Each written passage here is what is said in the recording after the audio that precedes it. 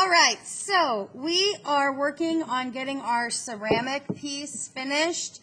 It's a 3-part process. I'm going to review that with you in case you weren't here.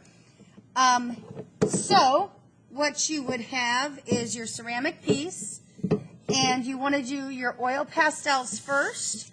You don't want the oils of your hand to get in here, so we always hold it with a paper towel. So I might come in here and color this one green. The oil pastels don't get in every little nook and cranny, but that's okay because, I did miss a spot over here. Because after you've put the oil pastel on it, we're going to add paint on top of it that's gonna make those colors kind of shine through. Now remember, the clay is very dry, so you need a lot of water for your paints. And also what you want to do as you're going around is make sure that you're getting all those little cracks so we don't see any white stuff when we're all done, okay? So I'm going to stop because you've already seen this demonstration. And we are doing kind of half and half, right? Because when I tried to do the whole one, this stuff came off on the table. So once you're completely done, and this isn't, we know that. In fact, let me just slap a little paint on there to see if I can recover it up or cover it again or whatever. Let me use some blue over here. Okay, so once they're dry, then you're going to come in with an acrylic gloss. So I'll have containers for your table. Because it's acrylic, it's going to dry like a plastic, and we need to be very sure that we completely wash our brushes out. I'm going to do a little fake demonstration on this video since I don't have a sink. But for starters, you're going to dip in. You don't need to dip all the way up to the ferrule. You can just put the bristles in. And you want to put a nice coat on. You don't want to push too hard with your brush because you can still smear the surface or mar the surface. You can make those pastels smear. They could come off on your fingers or brush if you're too rough with them. And the reason, or one of the reasons, why you want to make sure you've got the whole side of your piece done before you start to use the gloss is because if I were to accidentally get gloss like up higher, maybe on that letter A, then the clay won't let me put oil pastels or watercolor on it anymore. So you only want to glaze, or I'm sorry, you only want to gloss what is finished. And that's a lot easier to do when the whole side is finished. So you do not want to get gloss anywhere where you have not already decorated and designed the surface. So it's a nice kind of thick white coat. It looks like glue, kind of. And then you'll let it dry. And this will probably need to dry overnight.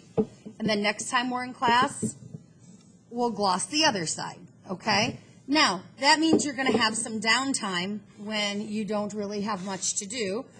So while you're finishing or waiting for your gloss to dry, I want to talk to you a little bit about your plaster pieces. So let's bring this up just a bit. When you wash your brush after the gloss and after the paints we're about to use that are kind of a tinted gloss, you're going to put soap in your hand at the sink, and you are going to really work the bristles into the soap to get all of that gloss out. And then keep doing this motion while you run water on top of it. Because again, if any of these glosses dry on the brush won't come back from that. It will just stick and stay, and it won't be able to be used anymore. So this one's a little messier. I'm going to put out a paint mat. To be honest, you can put a paint mat out for both steps if you want to. It's up to you. But here's my sculpture, my plaster sculpture. And we're going to give them just a gloss that makes them look a little bit more like a statue or monument that we would see out of doors. Most of you are going to want to work holding it and tipping it over, but I'm going to let it lay flat because it makes a better video. You're going to have three choices. You can choose white. That's going to make it look like more of a stone kind of marble statue. You can use this bronzy gold color that will look like a bronze or gold statue.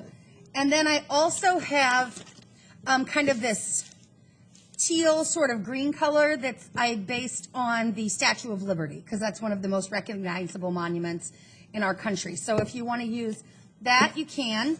And then I'm going to go with bronze. And you can use the exact same brush and kind of the same technique, except I kind of dab it in there a little bit to really get into those crevices. And I'm not sure if one coat's going to do it. We might need to put a second coat on, but that would require it drying overnight as well. So while we're waiting for things to dry, whether it's the ceramic gloss that we've put on or the monument gloss, the plaster gloss we're putting on, you'll likely have some time when these surfaces are drying, so you can kind of jump back and forth between the two to make the best use of your time. It's important that you look at this from all angles because you want it to look like it's completely made out of metal or marble. So I've got to really get in there. See those sunglasses have got that blank spot in there? It's mocking me. I have to paint it in. So if you look at them from different angles and things, you can get all of those spots.